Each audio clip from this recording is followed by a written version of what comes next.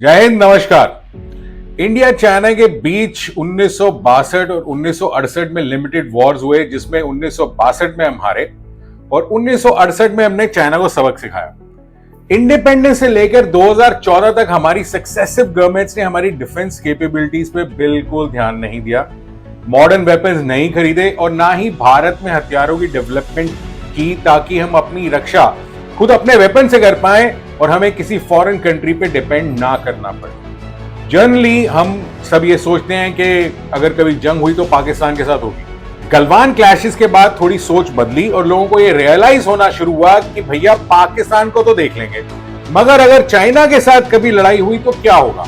और ये बात पक्की है कि चाइना के साथ जरूर लड़ाई होगी। चाइना एक इंटरनेशनल बुली बनता जा रहा है, सबके साथ उसकी लड़ाई है, सबके बॉर्डर्स वो चेंज करना चाहते हैं। तो ये बात पक्की है कि आज नहीं तो कल नहीं तो परसों तो इंडिया और चाइना की लड़ाई जरूर होगी।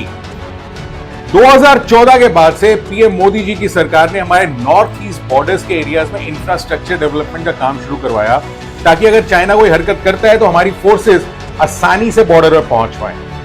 इसके अलावा इंडिजीनियस वेपन्स या स्वदेशी हथियार जो भारत में ही बने, उन पर बहुत काम हुआ है। बट ये सब एक लंबा प्रोसेस है जिसके रिजल्ट्स तो दिखने शुरू हो गए हैं, मगर अभी समय लगेगा क्योंकि ये काम शुरू होना चाहिए था 1947 के बाद से।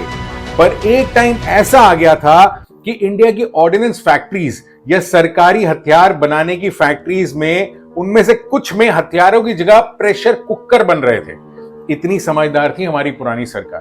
खैर, देर आए दुरुस्त आए।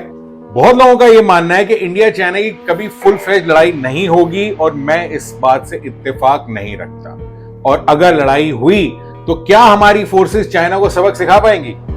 आज नजर डालते हैं इंडिया और चाइना की एयर फोर्सेस पर। और अगर आपको ये वीडियो अच्छा लगे तो अपने फ्रेंड्स और फैमिली के साथ शेयर करिए और हमारा बेल आइकन दबाइए ताकि हमारे नए वीडियोस की नोटिफिकेशन आपको मिलती रहे। चाइना की वायुसेना अच्छी तरह से ट्रेंड है, टेक्निकली एक स्ट्रॉन्ग फोर्स है और हमें यह फैक्ट भी मानना चाहिए कि चाइनीज एयरफोर्स भारतीय वायुसेना से टेक्नोलॉजिकली एडवांस्ड है। इसके मुकाबले में इंडियन एयरफोर्स या आईएएफ भी टेक्नोलॉजिकली स्ट्रॉन्ग है, बहुत अच्छे से ट्रेंड है, मोटिवेटेड है और सबसे बड़ा एडवांटेज जो है वो है हमारे ज्यादा और स्ट्रेटेजिकली बेस्ड एयर बेसिस, जिस वजह से आईएएफ चाइना की सप्लाई लाइंस को डिस्ट्रॉय कर सकती है और चाइनीज एयर बेसिस पर अटैक करने की भी हमारी कैपेबिलिटी सॉलिड है। अगर लड़ाई होती है तो चाइना जो फाइटर जेट्स या लड़ाकू विमान हमारे खिलाफ इस्तेमाल करेगा वो है Su-35 multi role strike fighter, J-20 जिसको China stealth fighter 5th generation stealth fighter बोलता है, J-16 multi role strike fighter, Su-30 MKK, J-11 multi role strike fighter और J-10C मल्टी रोल इंटरसेप्टर। इनके मुकाबले में अगर हम इंडिया के जो फाइटर जेट्स हैं वो देखें तो वो है MiG-29, MiG-21। चांसेस कम है कि MiG-21 को यूज किया जाए चाइना के अगेंस्ट, बट है हमारे पास। तेजस के अलग अलग variants, Mirage 2000, Sukhoi Su-30 MKI Flanker, Rafale और जैगुआर्स। और तेजस को छोड़ के ये सारे फाइटर्स बैटल टेस्टेड हैं और बहुत ही केपेबल हैं। मगर तेजस भी एक 4.5 जनरेशन का केपेबल फाइटर है, अपनी कैटेगरी का लाइटेस्ट फाइटर है, लेटेस्ट रडार्स हैं और एरियल डॉग फाइट्स के लिए परफेक्ट है अपने साइज और मैन्यूवरेबिलिटी की वजह से। अगर चाइनीज एयरफोर्स की तरफ देखें तो उनके पास J-7, J-8 और J-H-7 भी हैं, बट ये फ्रंटलाइन फाइटर्स नहीं हैं और इनको तिब्बत जैसी जगह से ऑपरेट करना फिजिबल नहीं है क्योंकि तिब्बत के एयर बेसिस बहुत हाइट पे हैं और जो भी फाइटर्स वहां से ऑपरेट करते हैं वो अपनी फुल कैपेसिटी पे ऑपरेट नहीं कर पाते। तो चाइना को सिर्फ और सिर्फ अपने सबसे महंगे और केपेबल फाइटर्स को ही तिब्बत से उड़ाना पड़ेगा और इंडिया को ये डिसएडवांटेज नहीं है क्योंकि भारत के एयर बेसिस इतनी हाइट्स पे नहीं है और अपनी फुल कैपेसिटी के साथ लड़ सकते हैं।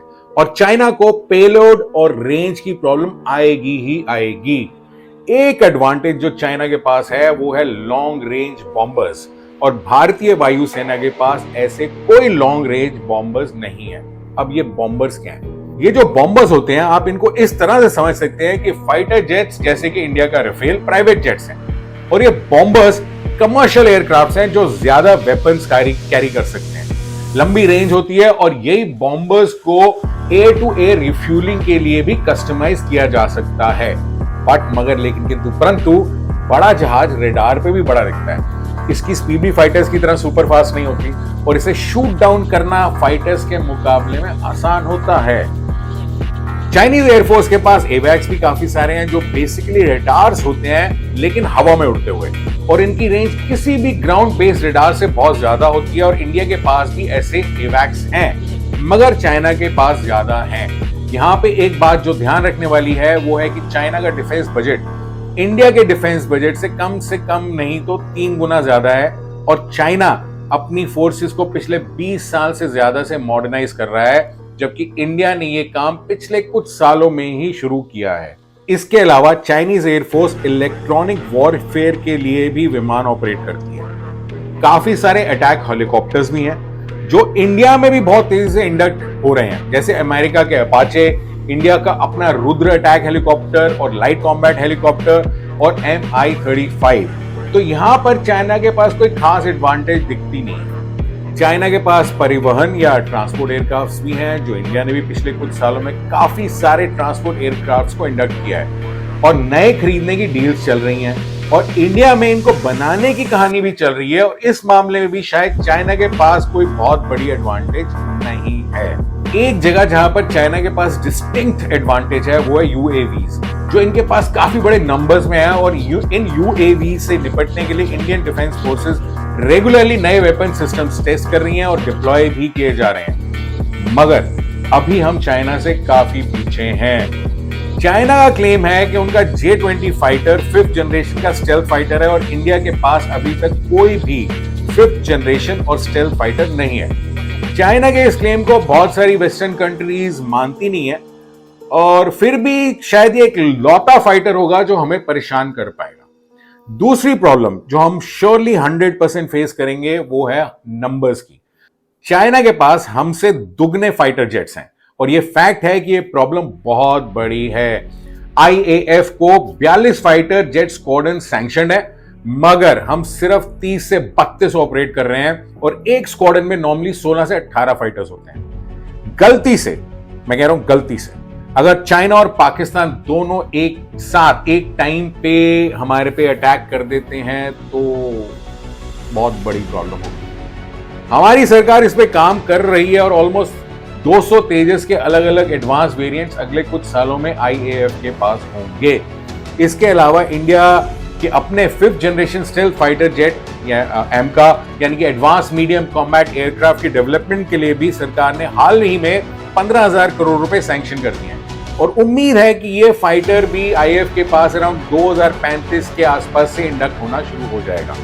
इसके अलावा गवर्नमेंट एक और प्रोजेक्ट पे काम कर रही है जो अभी तक कुछ आगे बढ़ा नहीं है, जहां पर 100 से 120 फाइटर जेट्स खरीदे जाएंगे किसी बाहर के वेंडर से, और हो सकता है उसमें टेक्नोलॉजी ट्रांसफर भी हो सकता है वो कुछ जहाज उनमें से कुछ इंडिया में ही बने, बट अभी तक उस पर कुछ आगे डेवलपमेंट नहीं हुई है और ये बहुत लेट होता जा रहा है। ये तो हो गई एयर एसेट्स की बात। अब एक नजर डालते हैं दोनों देशों के एयर डिफेंस सिस्टम्स पर। चाइना के इंटीग्रेटेड एयर डिफेंस सिस्टम्स में है रशियन S-300 और S-400, और ये सिस्टम्स 3 किलोमीटर से लेकर 380 किलोमीटर की रेंज में एरियल टारगेट्स को डिस्ट्रॉय कर सकते हैं। इसके बाद चाइना के पास HQ-9 सिस्टम है, और इसके अलावा कुछ और शॉर्ट रेंज के एयर डिफेंस सिस्टम्स भी हैं। अगर हम इंडिया के एयर डिफेंस सिस्टम्स की बात करें तो इंडिया के पास latest Russian S-4 air defence system है। 6 किलोमीटर की रेंज के Indian air defence missile systems हैं जो बहुत पास आ चुके प्लेन्स और हेलीकॉप्टर्स को डिस्ट्रॉय कर सकते हैं। इसके अलावा आकाश मिसाइल सिस्टम है जो 30 से 35 किलोमीटर की दूरी तक और 18 किलोमीटर की हाइट तक एयरक्राफ्ट्स को डिस्ट्रॉय कर सकता है। फिर है बैलिस्टिक मिसाइल डिफेंस सिस्टम जो लॉन्ग रेंज पे काम करते हैं। इसके अलावा इंडिया कुछ इजरायली डिफेंस सिस्टम्स भी यूज कर रहा है। ओवरऑल एयर डिफेंस सिस्टम्स के मामले में इंडिया काफी स्ट्रॉन्ग पोजीशन में है और रेगुलरली हमारे अपने नए एयर डिफेंस सिस्टम्स डिप्लॉय किए जा रहे हैं। मेरा कंक्लूजन होगा कि हमें अपने फाइटर फ्लीट को बहुत अर्जेंटली बड़ा और बेहतर करने की बहुत ज्यादा जरूरत है। भारतीय वायुसेना को 42 स्क्वाड्रन्स सैंक्शनड है और शायद यह बहुत जरूरी है कि इस नंबर को अगले कुछ सालों में बढ़ाकर डबल किया जाए, ताकि बिना किसी प्रॉब्लम के हम एक ही टाइम पे चाइना और पाकिस्तान दोनों से निपट सकें। इसके अलावा यूएवीज में भी हम अभी काफी पीछे हैं, तो इन पे भी हमें काम करना पड़ेगा, क्योंकि फ्यूचर वॉर्स में इनकी इंपॉर्टेंस बहुत ज्यादा होगी, जैसे अभी हम रशिया यूक्रेन वॉर में देख रहे हैं। अगर कल को चाइना के साथ लड़ाई होती है तो एक बात तो पक्की है कि आईएएफ यानी कि भारतीय वायुसेना चीनियों को बहुत परेशान करेगी, और हमारी सरकार का फर्ज बनता है कि हमारी फोर्सेस के पास लेटेस्ट वेपन सिस्टम्स हो हमारी सीमाओं की रक्षा करने के लिए। आखिर में हमारी सेना का सम्मान करें, क्योंकि उन्हीं की वजह से आप रात को आराम से सोते हैं। जय हिंद।